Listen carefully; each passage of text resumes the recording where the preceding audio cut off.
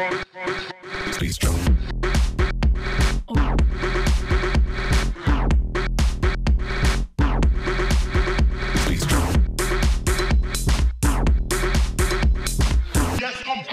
ҳама аҷиб он буд ки дар даври охири бозиҳои интихобӣ пейсафон бо ҳам қова меозмуданд.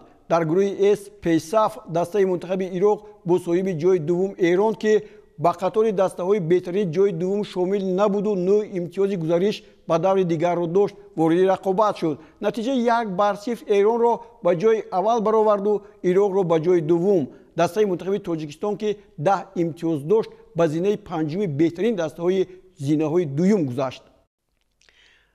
дастаҳои мунтахаби Эрон ва ҳамчунин Ироқ дар ҳақиқат дастаҳое ҳастанд ки аз нигоҳи ҳам тактикию ҳам суръатнокӣ хеле аз дигарон фарқкунанда ҳастанд. дар ин бозие ки буд футболбозони Эрон ҳатман бояд 1 имтиёз мегирифтанд ва ё худ ба ғалаба ноил мешуданд.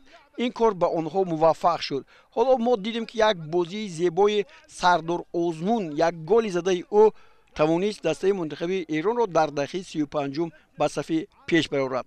аммо футболбозони дастаи мунтахаби Эрон инҷо хеле зиёд имкониятҳое доштанд ки метавонистанд бартариро боз ҳам бештар намоянд, вале футболбозонаш хато карданд. инҷо ҳоло Али Гулизода бубинед як зарбаи хуб мезанад, вале дарвозабон Ҷалол Ҳасан Ҳаким пеши роҳи ин зарбаро мегирад. агар гӯем ки ироқиҳо ҳам мехостанд дар ин вохӯрӣ ғалаба кунанд, ин хато набуд, чунки онҳо ҳам кӯшишҳои зиёд карданд, вале дарвозабони дастаи мунтахаби Эрон Алиризо Бейранванд инҷо хеле хуб кор мекард ва намегузошт ки хати муҳофизат ва зарбаҳои ироқиҳо ба тӯри дарвоза ворид шавад.